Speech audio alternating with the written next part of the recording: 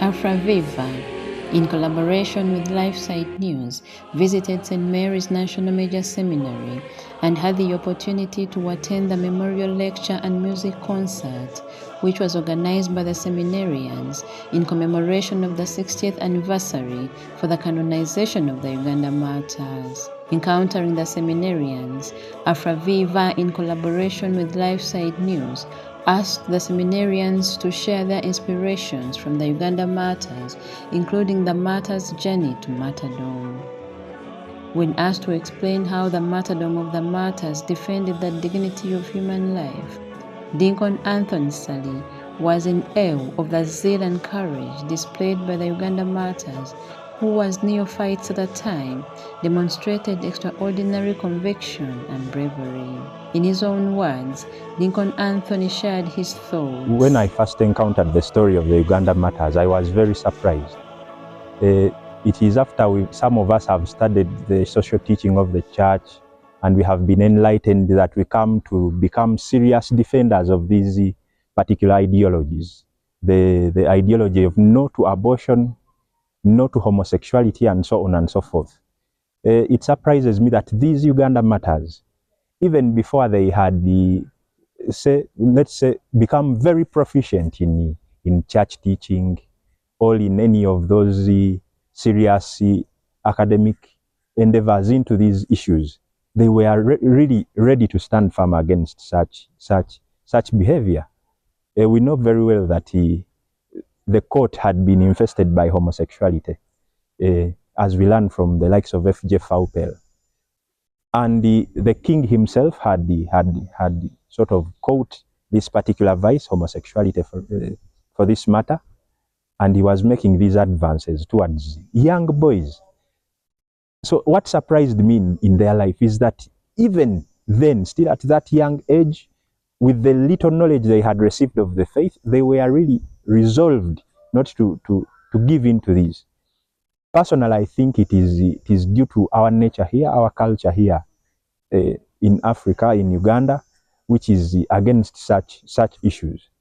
But even worldwide, as humanity, these things are deplorable. They are looked upon in not a very good way, and rightly so, because they are against nature.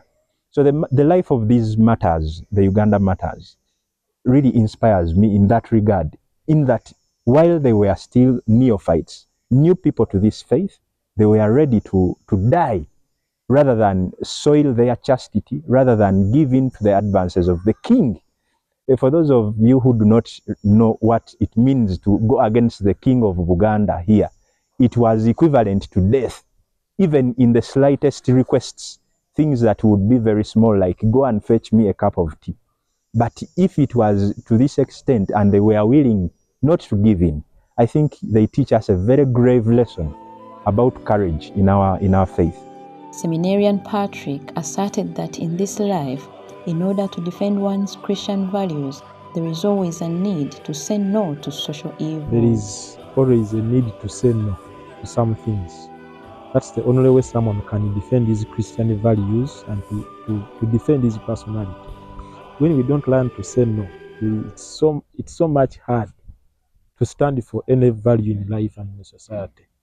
So when we, as Christians, as Catholics, we must learn from these matters, saying no to social evil and to stand for the truth always. Because Jesus has told us that the truth sets many free.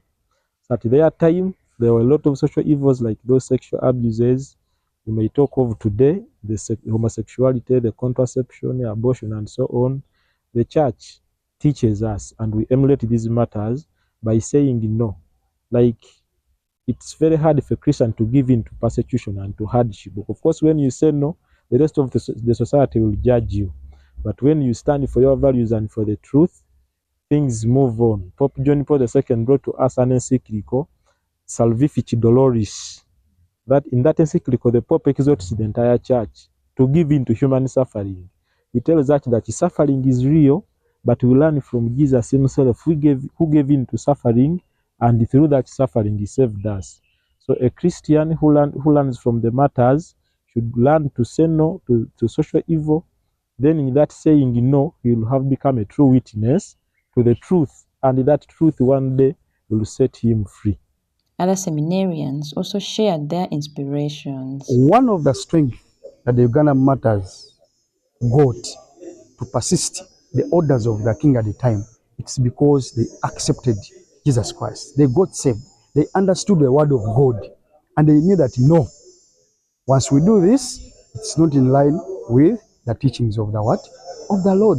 And indeed, it is not what the Lord wants. So accepting the Lord made them get the strength to fight and to persist. It became their weapon actually, because they're looking at the king, okay, as their master, but before accepting God, they could not resist any order from the master. But after accepting and understanding what the word tells us, what the word teaches us, they had to say that no, we can do this, but we can't do this. And that made them more strong. It is a reflection to us, the young men today, that yes, we are facing the same. It may not be dangerous like what they faced, but right now we are going through the same. Now, the Uganda Martyrs are teaching us that in any situation, first bring God closer to you. If you bring and accept God, you'll be able to pass through each and everything. I, for one, I pray through the intercession of Saint Kizito. He is an inspiration to us, the youths. The youths, we are the pillars of the church. We are the stronghold of the church. He stood, however much he was the youngest, he also stood firm with the elders. We should also imitate that and take that on. We should not be easily persuaded by normal goods, perishables, and forsake what we believe in and what our parents and our foreparents teach us and what they teach us within our normal lives. May we be firm like them, to endure temptations, to endure hurdles of life, to endure all with prayer, with loving each other, with union, and also with passion towards humanity. The memorial lecture was one of the key events organized by the Catholic Church in Uganda to commemorate the Diamond Jubilee of the canonization of the Uganda Martyrs.